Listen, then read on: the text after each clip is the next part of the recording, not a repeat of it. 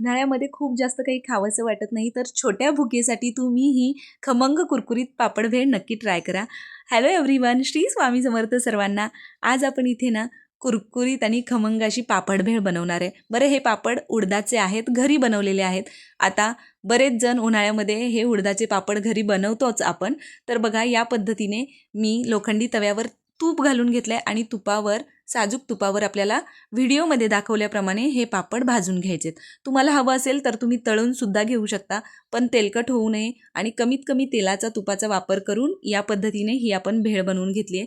अगदी याच पद्धतीने मी साधारण 4 ते 5 पापड भाजून घेतले. तुम्ही बघू शकता, अजिबात तेलकट होत नाहीत आणि असं भाजून घेतल्यामुळे खमंग होते भेळ. बघा, पापड सगळे भाजून झाले. आता त्याच तव्यामध्ये अगदी अर्धा चमचा साजूक तूप घालायचं आणि त्यावर आपल्याला हे शेंगदाणे भाजून घ्यायचेत. आता हे शेंगदाणे ऑलरेडी भाजलेले होते, त्याची टरफलं काढून मी अगदी अर्धा ते 1 मिनिट याला तुपावर छान तळून घेतलेलं आहे. इथे आपले पापड भाजून तयार आहेत.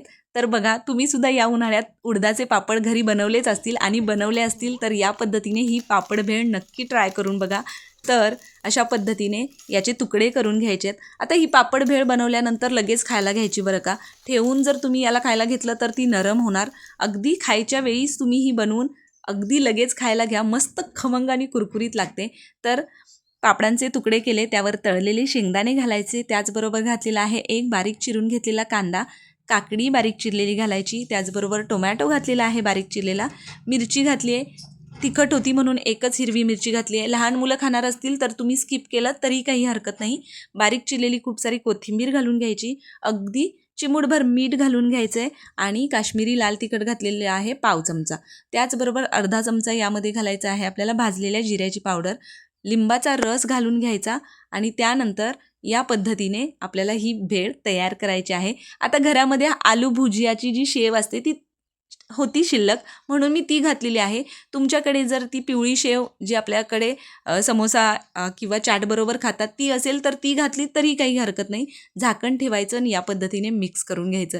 इथे बघा, खमंग कुरकुरीत अशी ही आपली पापड भेळ खाण्यासाठी तयार आहे. एक नंबर लागते चवीला.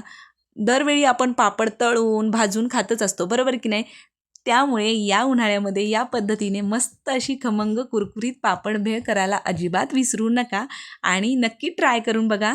अगदी खमंग कुरकुरीत ही पापड भेळ करायची आणि मस्त खायला घ्यायची. तर बघा, पापड भेळ तयार आहे.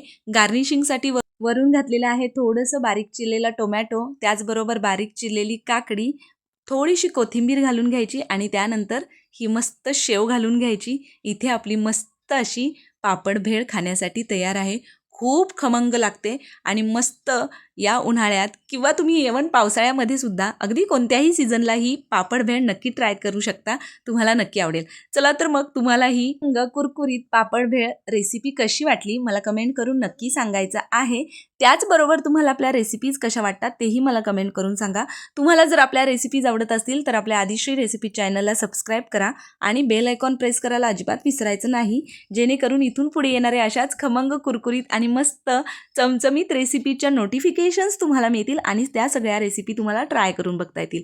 चला तर मग, पटकन या खमंग कुरकुरीत अशा पापड भेळ रेसिपीला लाईक करा, रेसिपी शेअर करा. भेटूया अशा एका नवीन छान खमंग रेसिपीसोबत. तोपर्यंत मस्त राहा आणि छान छान रेसिपी ट्राय करून खात राहा. Bye bye.